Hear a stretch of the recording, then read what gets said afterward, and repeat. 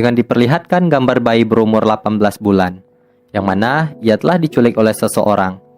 Kemudian tampak seorang ibu-ibu yang memberikan selembaran kertas, yang mana ibu tersebut adalah ibu dari bayi yang diculik tadi. Ibu itu memohon kepada orang-orang jika mereka melihat bayinya harap segera hubungi nomor yang tertera dan segera melapor ke pihak kepolisian. Saking depresinya si ibu ini, ia tampak terlihat sedih dan berdiri di tengah lalu lalangnya kendaraan. Kemudian, kita berpindah di sebuah kapal. Di sana, seorang pengendara melihat bendera yang bertuliskan anak hilang di sebuah motor. Lalu, tampak seorang bapak bernama Lee Zequan tidur di atas motornya. Bapak itu sedang mencari anaknya yang hilang semenjak tahun 1999, yang hilang selama 15 tahun. Yang kini mungkin anaknya telah berusia sekitar 17 tahunan. Orang-orang di sana bersimpati kepadanya karena telah berusaha mencari anaknya ke sana kemari. Bahkan, orang di sana sempat berkelahi karena seorang bapak mengatakan tidak usah mencari anaknya karena hal itu mungkin akan mustahil, sebab anaknya sudah besar dan tidak lagi mengingat orang tuanya. Sembari kedua bapak itu berkelahi, Lee Zequan tetap tidak menghiraukan mereka dan memberikan selembaran kertas atas penculikan anaknya itu kepada orang-orang yang ada di sekitarnya. Setelah itu, Lee Zequan melanjutkan perjalanannya berkeliling Cina untuk mencari keberadaan anaknya. Gak kebayangkan luas Cina sebesar mana? Lee Zequan ini tetap berkendara menempuh kota demi kota dengan menggunakan Honda bebeknya. Saat Lee Zequan beristirahat sambil makan, ia melihat seorang pemuda menempelkan foto bayi yang hilang di sebuah spanduk tepi jalan. Lee Zequan melihat dan mencabut foto itu, lalu ia masukkan ke internet agar orang-orang bisa mengetahui keberadaan bayi tersebut, yang mana bayi itu adalah dari seorang ibu di awal scene tadi. Tampak orang-orang melihat kabar tersebut melalui ponselnya. Kemudian, Lee Zequan juga mencetak foto bayi tadi dan menempelkannya di fasilitas umum. Bahkan, ia juga dikejar oleh pihak kepolisian karena di sana mereka melarang untuk menempelkan sebuah kertas di tempat umum. Namun, Lee Zequan berhasil kabur dan kemudian ia mencetak spanduk yang isinya foto bayi yang hilang tadi. Kini, di motornya sudah ada 2 bendera anak yang hilang. Saat di jalan pun, ia tetap membagikan kertas info anak hilang itu ke orang-orang yang ia temui. Di scene selanjutnya, tampak seorang ibu-ibu menukarkan seorang bayi. Ternyata, mereka adalah sindikat jaringan human trafficking, yang mana mereka menjual bayi itu kepada seorang laki-laki dengan bayaran atau upah. Si ibu penculik itu memberikan kepada laki-laki tersebut dan ia menolak untuk tidak mengambil bayi perempuan itu. Sebab pria itu tidak menginginkan bayi perempuan karena di Cina sana, perempuan tidak bisa melakukan hal berat dan banyak seperti laki-laki pada umumnya. Karena tidak berhasil menjual bayi itu, si ibu langsung bergegas pergi dari sana. Saat di sebuah bus, Lee Zequan berkendara tepat di samping bus yang di sana ada bayi yang hilang itu bersama si ibu penculik tersebut. Namun, Lee Zequan tidak dapat melihatnya dan ia berpisah dengan bus itu. Saat Lee Zequan berkendara di sebuah pegunungan, kondisi cuacanya terlihat berkabut. Lee Zequan tampak kelelahan serta raut wajahnya menunjukkan bahwa ia sedang mengantuk.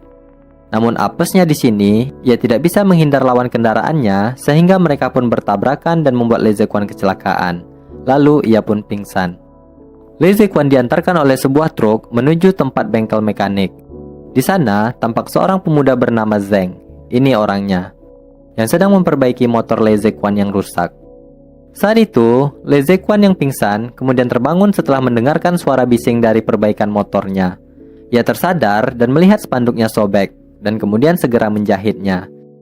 Di sana, Zeng melihat Lee Zequan dengan penuh tanda tanya. Lalu, Zequan bertanya di manakah ia berada. Zeng menjawab, ia berada di sebuah pegunungan Wuyi. Lee Zequan kemudian menandai tempat yang telah ia kunjungi, lalu ia segera menanyakan upah perbaikan motor itu. Pemuda itu menjawab, apakah Lee Zequan punya uang? Lee Zequan berkata, suatu saat pasti akan kulunasi jika punya uang. Namun Zeng tidak meminta uangnya dan ia menggratiskan biaya perbaikan motor itu. Uniknya, Lee Zequan tetap mencatat semua uang orang-orang yang ia hutangi di sebuah buku catatannya. Kemudian, Lee Zequan meminjam komputer Zeng untuk mencari sebuah informasi mengenai keberadaan anaknya yang hilang, serta anak si ibu tadi yang hilang juga. Setelah motor dan kondisi Lee Zequan yang membaik, ia melanjutkan ke kota berikutnya untuk mencari informasi anaknya.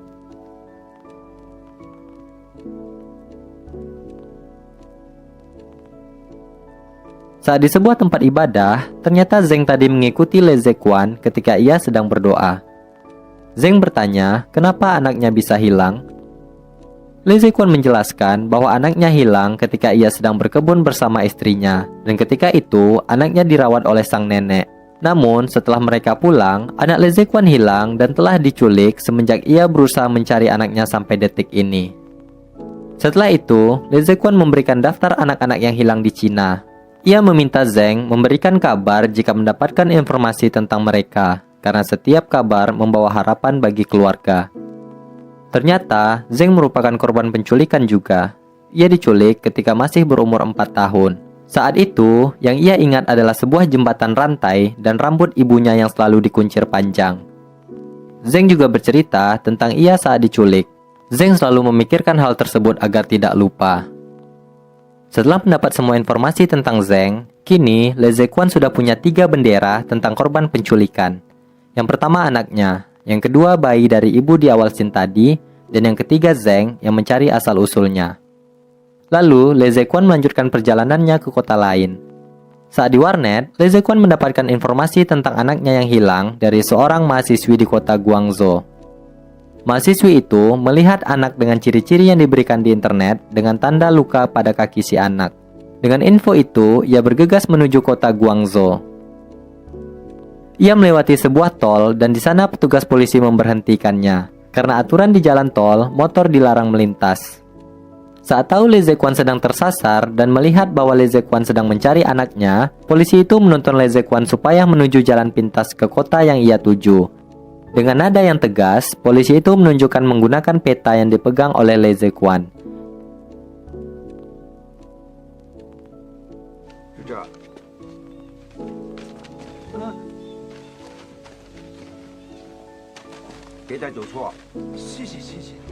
Kemudian, ia melanjutkan perjalanannya. Singkat cerita, di sisi lain, ibu yang kehilangan bayinya tadi tampak masih menunggu kabar tentang anaknya di sebuah jalan. Bahkan, kondisi cuaca saat itu hujan dan ia tetap masih setia menunggu anaknya yang telah hilang. Sedih memang. Keesokannya, Le Zequan melihat peta untuk mencari jalan. Saat membuka, ia melihat uang senilai 200 yuan terjatuh dari dalam peta yang ia pegang. Kemudian, ia mencatat utangnya dari petugas polisi ke dalam buku. Lalu, ia menemui gadis yang memberikan informasi tentang keberadaan anaknya. Kemudian, mereka bergegas menuju rumah yang disinyalir anaknya tinggal saat ini. Saat itu juga, ternyata Zeng pemuda mekanik tadi mengikuti Le Zequan pergi. Setibanya di lokasi yang mereka tuju, ada seorang ibu melihat Le Zequan dari jauh. Le Zequan dan gadis itu menuju ke sebuah tempat penjaringan ikan menggunakan sampan. Saat sampai, Le Zequan bergegas turun dan menanyakan keberadaan anaknya kepada seorang bapak. Dan di sana ia melihat anak yang disinyalir adalah anaknya.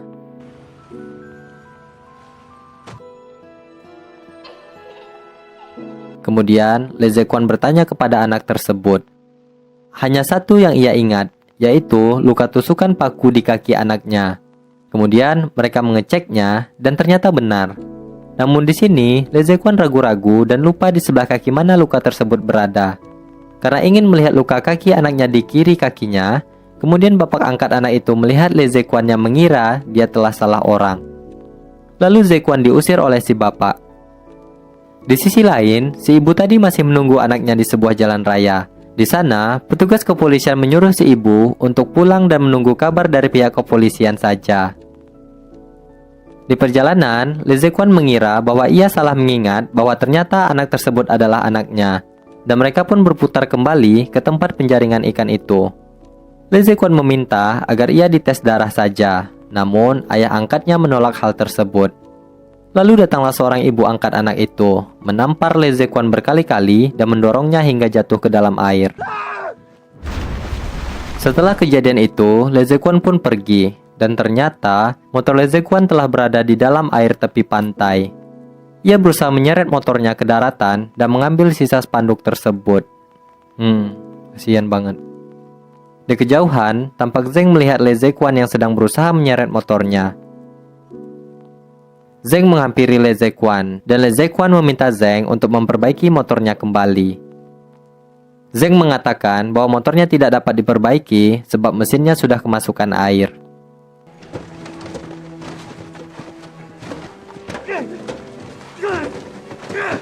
Karena kekeh terhadap motornya, mereka hampir saja berkelahi. Dan di sana sebenarnya, Zeng tidak tega kepada Le Zequan, dan ia membuang motor itu kembali ke pantai. Kemudian, Zeng pun mengajak Le Zequan bersamanya. Mereka berenang sambil ngobrol tentang masa lalunya. Dari sini, kita bisa tahu bahwa si Zeng ini dibesarkan oleh seorang bapak dan dua kakak angkatnya. Namun, karena si Zeng tidak mengetahui asal-usul keluarga aslinya, hal itu membuat ia tidak bisa mendapatkan identitas atau KTP. Sebab di Cina, mereka yang tidak jelas asal-usulnya tidak bisa memiliki KTP. Hal itu membuat ia tidak bisa menikmati fasilitas umum seperti naik pesawat, naik kereta, bahkan menikah secara negara. Saat tidur pun, mereka tampaknya mulai mendekati diri agar bisa saling mengenal lebih dalam. Keesokannya, Le Zequan yang tak tahu mau pergi kemana, ia diajak Zeng untuk mengunjungi tempat semacam jembatan rantai yang ia dapatkan melalui informasi dari internet. Dan mereka pun mulai melakukan perjalanan itu.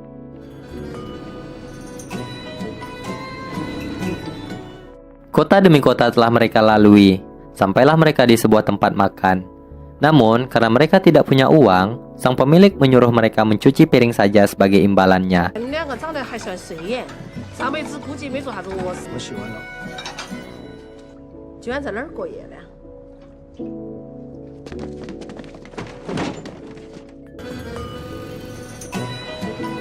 Di sini, tampak kedekatan mulai terjalin antara Le Zequan dan Zeng. Mereka layaknya ayah dan anak sedang menikmati jalanan sambil menyusuri kota.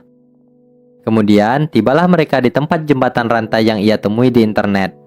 Zeng mulai mengingat kembali masa lalunya, yang disinyalir jembatan itu adalah tempat dulunya saat ia kecil. Lalu, ia melihat seorang ibu-ibu dengan ciri-ciri yang sama, yaitu memiliki rambut panjang yang dikuncir. Zeng pun bertanya kepada sang ibu, apakah ia pernah kehilangan anaknya? Namun ibu itu tetap tidak menjawabnya dan lebih memilih untuk pergi. Dari awal, Zeng telah ragu bahwa tempat itu bukanlah kampungnya. Namun, Le Zequan meyakini Zeng agar ia selalu semangat dan tak pernah putus asa dalam mencari keluarga aslinya. Dan mereka pun melanjutkan perjalanan. Mereka pergi ke warung internet untuk mencari informasi tentang jembatan rantai yang ada di Cina. Kemudian, mereka pun mulai mencari uang dengan cara mencuci mobil orang.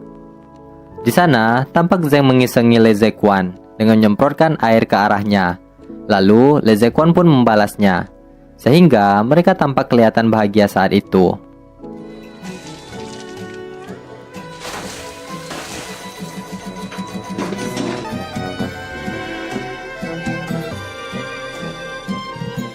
Di suatu tempat, Zeng yang telah putus asa karena tidak tahu mau kemana ia mencari kampungnya.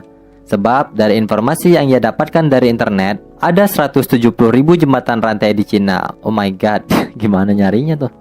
Di sini, ia tampak sedikit menyerah akan hal itu. Namun, Le Zequan kembali meyakini Zeng bahwa dia telah banyak menyusuri kota di Cina dan ia selalu semangat mencari anaknya. Bahkan di sini, Le Zequan berkata kepada Zeng bahwa baru saja 3 hari mencari orang tuanya, ia sudah patah semangat. Sedangkan Le Zequan sudah 15 tahun dan tak pernah pudar dalam berjuang mencari anak yang ia cintai.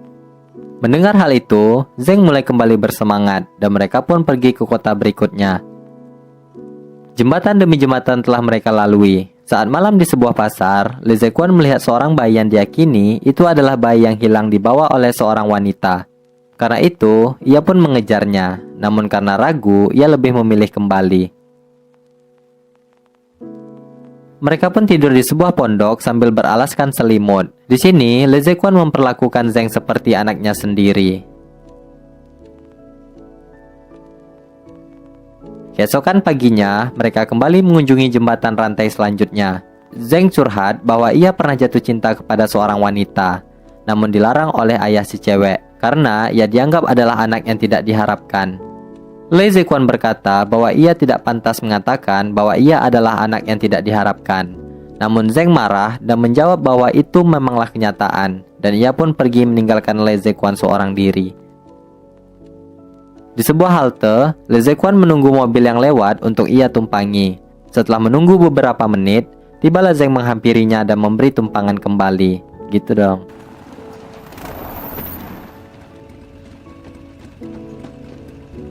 Zeng mengantarkan Le Zequan ke sebuah stasiun kereta. Ia memberi beberapa uang untuk Le Zequan. Namun, Le Zequan menolaknya dan berkata bahwa di sini bukanlah tujuannya. Dengan sedikit beberapa perdebatan, Le Zequan mengambil kembali spanduk yang ada di motor Zeng. Akhirnya, Zeng nyerah dan kembali mengajak Le Zequan untuk pergi. Di sisi lain, tampak seorang pemuda melihat bayi yang hilang itu bersama wanita penculik tadi. Ia langsung mendekati mereka dan memfoto bayi itu untuk meyakinkan apakah benar bayi itu adalah bayi yang diinformasikan di internet. Kemudian, ibu dari sang bayi itu mengingat masa-masa saat bersama dengan anaknya. Ia langsung pergi ke sebuah jembatan untuk berniat bunuh diri. Saat di bus, pemuda itu mengikuti si penculik tadi dan segera menelpon polisi. Alhasil, polisi berhasil menangkap sang penculik dan menyelamatkan sang bayi. Namun sayang seribu sayang, saat bayi itu telah ditemukan, ibu dari sang bayi itu mengakhiri hidupnya dengan cara melompat dari jembatan. Duh, kacau. Padahal kan anak baru temuin tuh. Saat malam, Zeng memperhatikan Le Zequan yang saat itu memberikan sebuah brosur tentang info anak yang hilang kepada orang-orang yang ada di sekitar sana. Saat tidur, Zeng kembali mengingat masa lalunya saat ia berada di sebuah jembatan rantai dan melihat ibunya dengan rambut yang dikuncir panjang. Saat setengah sadar, Zeng memberikan informasi baru bahwa bukan ia saja yang telah diculik di kampungnya pada saat bersamaan. Zeng telah diculik dengan temannya pada waktu yang sama. Mereka dibesarkan di keluarga yang berbeda. Namun, karena teman Zeng telah mendapatkan kehidupan yang baik, ia tidak berniat mencari keluarga aslinya. Alhasil, Zeng kini sendirian yang kembali mencari sosok orang tuanya. Dengan informasi tersebut, Le Zequan diam-diam pergi ke warung internet dan memberi kabar serta memposting bahwa ia mencari kampung yang pernah kehilangan dua anak sekaligus pada saat bersamaan. Dengan kekuatan netizen Cina, berita itu tersebar dan dilihat oleh seorang wanita berambut merah. Kemudian ia menelpon sebuah kantor polisi di sebuah tempat dan menanyakan apakah di tempat itu pernah kehilangan dua anak sekaligus pada tahun 1992. Petugas itu menjawab tidak tahu sebab ia baru saja bertugas di sana dan penculikan itu terjadi pada tahun 1992. Lalu petugas itu menanyakan ke petugas lainnya mengenai penculikan tersebut.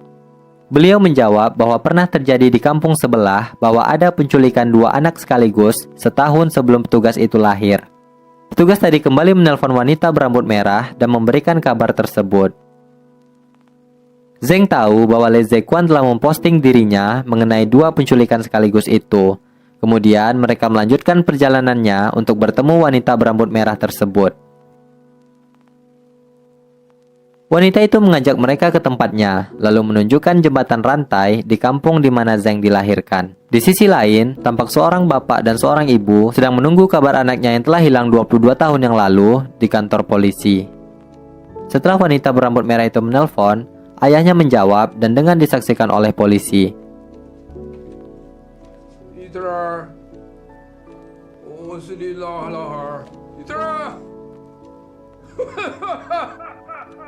Zeng tampak sedih dan tidak menjawab ayahnya. Di sini Zeng sangat kesal kepada orang tuanya kenapa ia bisa sampai diculik.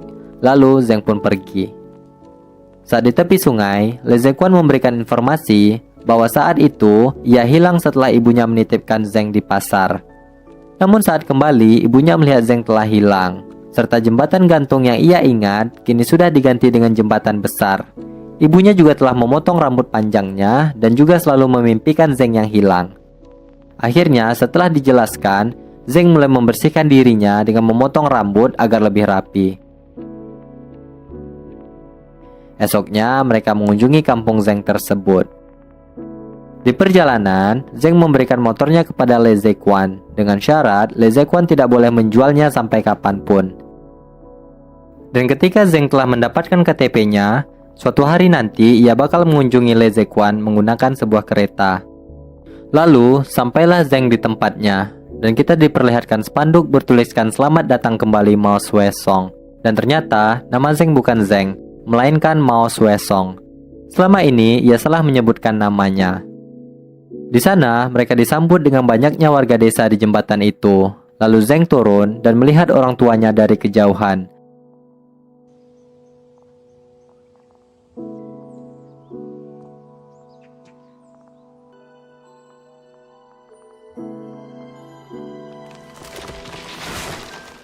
Sembari mengingat masa-masa kecilnya saat di jembatan rantai dulu, Zeng tampak terlihat senang bercampur haru. Jalan mendekati orang tuanya dan melafalkan namanya.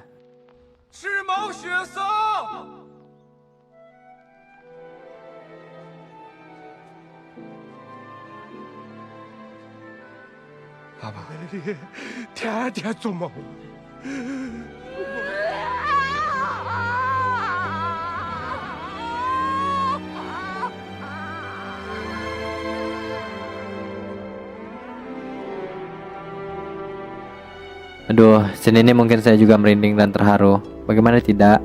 Seorang anak yang terpisah selama 22 tahun, yang hampir patah semangat dan menyerah, kembali berjumpa dengan sosok orang tua aslinya. Kayak bayang sih gimana. Di scene berikutnya, Lee Zekwon kembali melanjutkan perjalanannya. Di sana, ia bertemu dengan sekelompok biksu yang sedang berjalan. Di sisi lain, akhirnya Zeng membuat KTP-nya dan sekarang ia telah memiliki identitas. Kemudian Lee Zekwon berbaur dengan sekelompok biksu yang sedang bersemedi. Ia mengatakan, kenapa harus anaknya yang hilang? Lalu biksu itu menjawab. Kemudian, ia kembali bertanya, apakah ia akan bertemu dengan anaknya? Biksu itu kembali menjawab, pertemuan dan perpisahan itu ditentukan oleh takdir. Kalau kau terus mencarinya, takdir itu terus ada. Kalau kau menyerah, takdir itu akan menghilang. Hidup dan hati manusia sudah tersurat di dunia ini. Teruslah berbuat kebaikan, dan saat pada waktunya tiba, kau pasti akan berjumpa kembali dengan anakmu. Dan di akhir scene, tampak Lee Zekwon menulis sebuah catatan mengenai cerita tentang Zeng yang telah berhasil berjumpa dengan kedua orang tuanya, serta Lee Zekwon kembali melanjutkan perjalanannya untuk mencari anaknya.